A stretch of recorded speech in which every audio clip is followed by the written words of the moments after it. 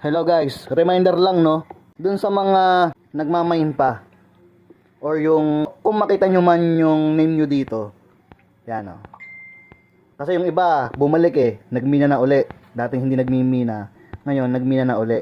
Ngayon, ang gawin nyo, dapat makagawa kayo ng Pi browser, no? Tapos gumawa kayo ng wallet.